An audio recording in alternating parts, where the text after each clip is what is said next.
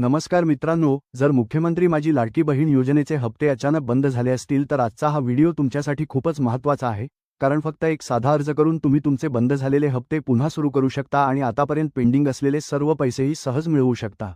हा अर्ज कसा भरायचा, तो नेमका कुठे द्यायचा आणि या अर्जाची PDF प्रिंट तुम्हाला कुठे मिळेल याची सविस्तर आणि अचूक माहिती आजच्या या व्हिडिओमध्ये मी तुम्हाला समजावून सांगणार आहे, त्यामुळे व्हिडिओ शेवटपर्यंत नक्की पहा।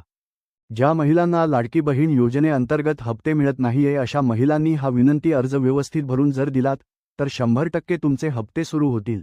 व्यवस्थित माहिती अचूक समजून घ्या, याची प्रिंट सुद्धा PDF स्वरूपामध्ये मी तुम्हाला देणार आहे, ते काढायचं आणि व्यवस्थित तुम्हाला भरून द्यायचं आहे।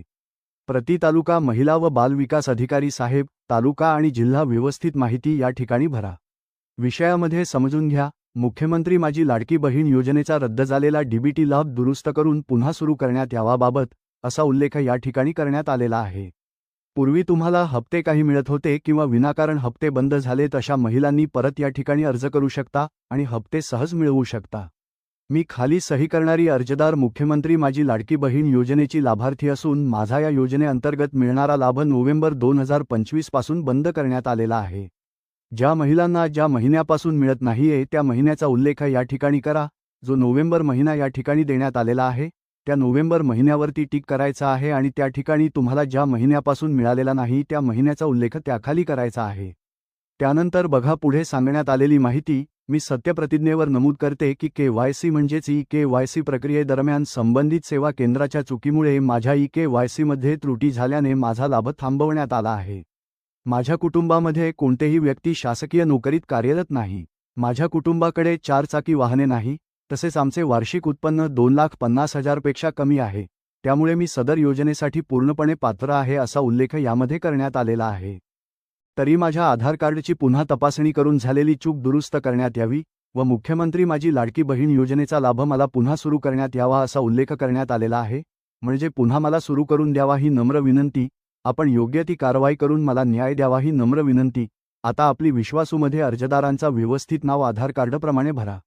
त्यानंतर आधार कार्डवर जो ॲड्रेस आहे राहणारच्या ठिकाणी ते टाका, तालुका टाका, त्यानंतर तुमचा जिल्हा टाका, त्यानंतर खाली आधार क्रमांक व्यवस्थित टाका, चुकीचा आधार नंबर टाकू नका। अर्ज क्रमांक जर तुमच्याकडे असेल तर अर्ज क्रमांक टाका, नसेल तर सोडून टाका। ठिकाण, आता तुमचं ठिकाण टाकायचं आहे, तुमच्या गावाचं नाव टाका आणि ज्या ठिकाणी दिनांक टाका, ज्या दिवशी तुम्ही अर्ज करणार आहात त्या दिवशीची दिनांक टाका।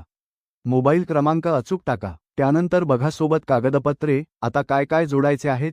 एक आधार कार्ड झेरॉक्स, दुसरं रेशन कार्ड झेरॉक्स असे 2 कागद तुम्हाला यासोबत जोडायचे आहे आणि अर्जदाराची सही या ठिकाणी करा। सर्व अर्ज व्यवस्थित भरून झाल्याच्या नंतर तुम्हाला महिला व बालविकास अधिकारी तालुक्याच्या ठिकाणी तुम्हाला द्यायचा आहे। या अर्जाची प्रिंट किंवा PDF जर तुम्हाला पाहिजे असेल तर व्हिडिओच्या डिस्क्रिप्शन बॉक्समध्ये मी लिंक दिलेली आहे, तेथून डाउनलोड करा आणि व्यवस्थित अर्ज भरून देऊन टाका। 100% तुमचा हप्ता सुरू होईल, काळजी करू नका। जर तुम्ही पात्र असाल तर एकही हप्ता तुमचा थांबणार नाही। आतापर्यंत जे हप्ते तुमचे पेंडिंग आहेत ते सर्व हप्ते तुम्हाला मिळतील। ही एक महत्त्वपूर्ण माहिती असल्यामुळे जास्तीत जास्त महिलांपर्यंत हा व्हिडिओ नक्की शेअर करा। चॅनलवरती जर तुम्ही पहिल्यांदाच आला असाल तर चॅनलला सबस्क्राईब करून बेल नोटिफिकेशनला क्लिक करून ठेवा, म्हणजे सर्वप्रथम प्रत्येक योजनेबद्दल अचूक अपडेट तुम्हाला मिळत जाईल। धन्यवाद। पुन्हा भेटूया नवीन व्हिडिओमध्ये नवीन माहितीसह, तोपर्यंत जय हिंद, जय महाराष्ट्र।